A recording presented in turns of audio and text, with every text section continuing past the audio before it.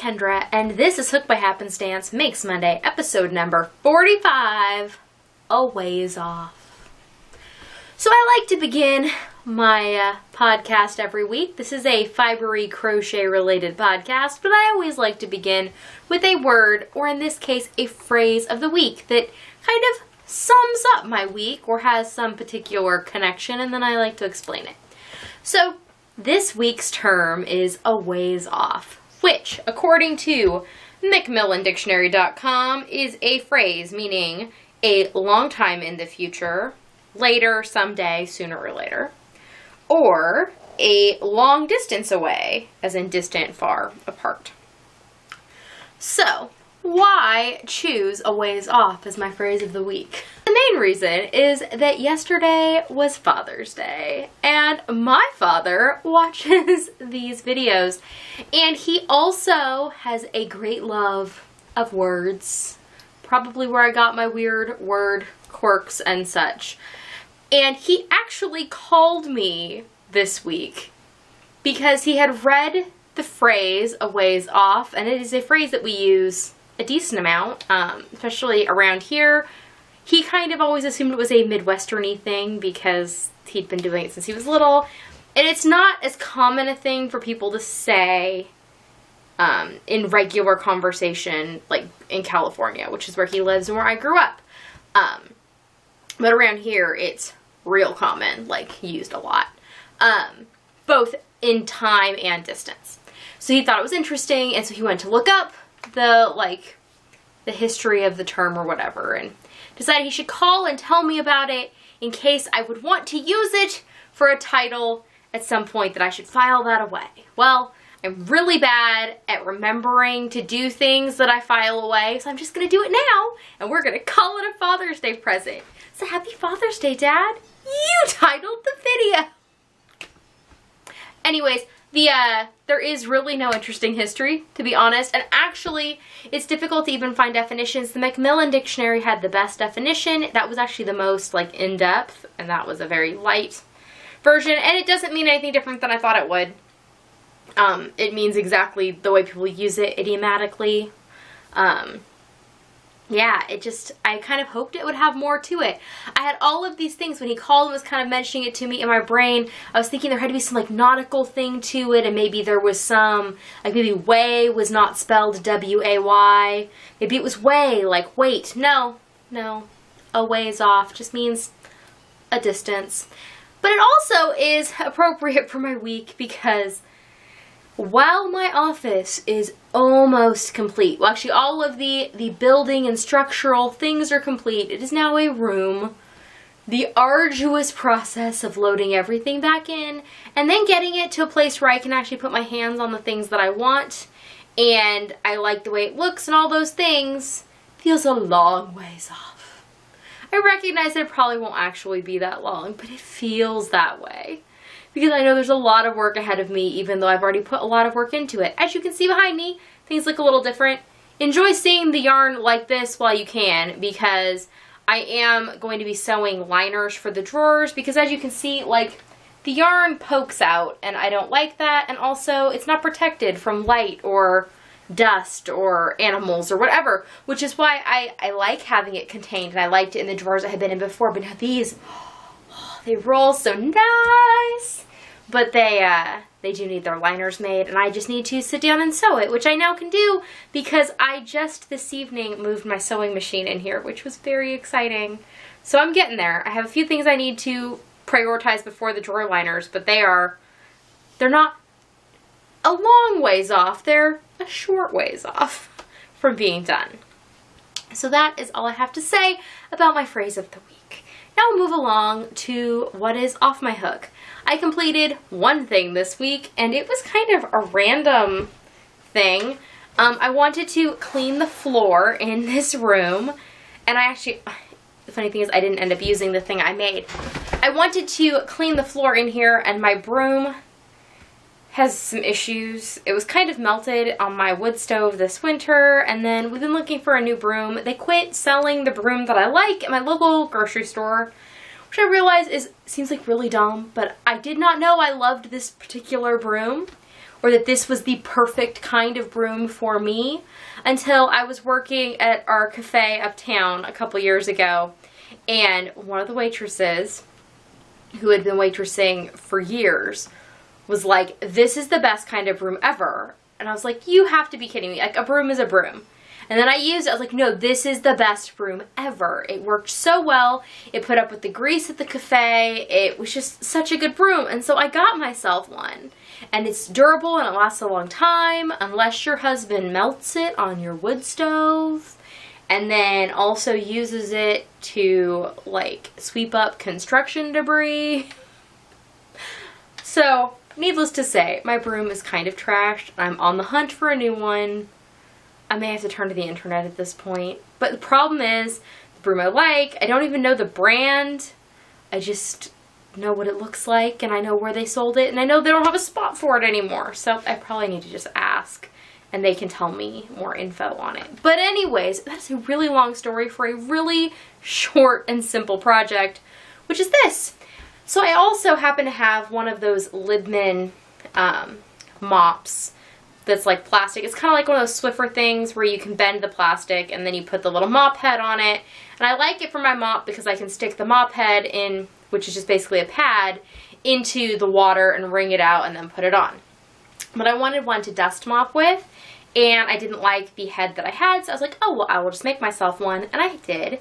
And as I'm waving it in front of my face, it smells. I'm going to explain. It doesn't smell bad per se, but this is made out of some peaches and cream sachet, which is the like smelly kind, in the color lavender, and this bottom bit is like a brown peaches and cream that I had in like a little tiny ball in my scrap stash. So I used a whole ball of that lavender sachet. I don't understand the allure of the smelly yarn. It's not fun like the smelly Mr. Sketch markers. It's kind of nauseating. And I actually had kind of thought that the ball had lost its scent because from the outside it no longer smelled, and I was kind of excited. And then I started working on it, and it's like, oh, it's a little overwhelming. And it doesn't smell like lavender. It smells like fakey something or other. But I just made up the pattern myself. I just made a strip that was long enough to go across and then loop over just a skoonch. I alternated doing half double crochets, and then I would single crochet back in the third loop, which makes your half double crochet tip forward by going into that third loop, and it gives you this ridge. I did that for a while, and then I knew I was running out of the purple, and I thought maybe I could get the whole thing out of it if I went ahead and changed stitches, and also I wanted to see how it held up to do something different. So then I just did double crochets straight till I ran out of the purple, and then I just did double crochets with the brown. Then I just folded it over the broom thing to try it out and slip stitched along the edges and wove in my ends. So it's all ready to be used. I just, about the time I finished it, started doing things in here that it was no longer like I was going to be dust mopping. It was time to just give in, and I kind of cleaned my other broom, and so I cleaned my new floor. But the day I made this, I was still feeling like I needed to baby my floor. Now yesterday, I dumped an entire mug of hot tea on it with sugar on it. So, you know, I've now christened the floor, and now it's fine. And as I was cleaning up my spilled tea, it reminded me of the idea of when you get a new notebook and you don't want to write anything in it because you don't want to mess it up. And how some people say that like what you should just do is like scribble on the first page or intentionally just write something and then cross it out, because now you've like ruined the book and now you can just use it.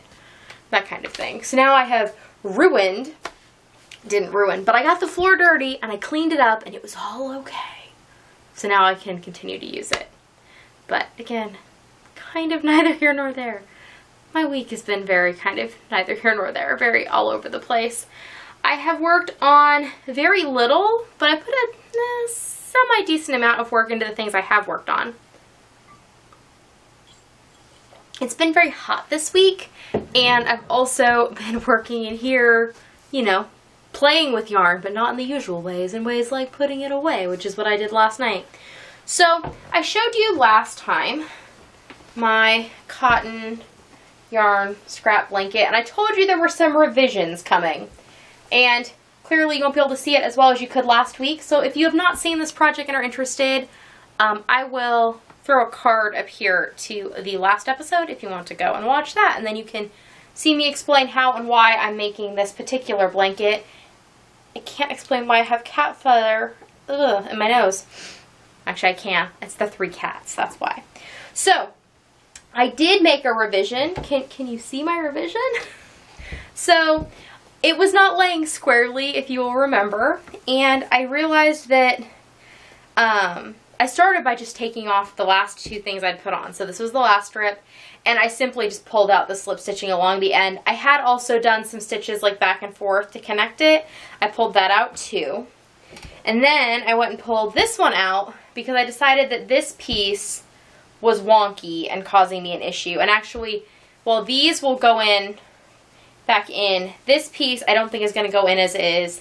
I think I'm going to frog it and just use the yarn, but the actual like crocheted part is not square because it was supposed to be the beginning of an oval rug, and so it's turning out not square enough and it's making it do wonky things. So that is a further revision that will be coming.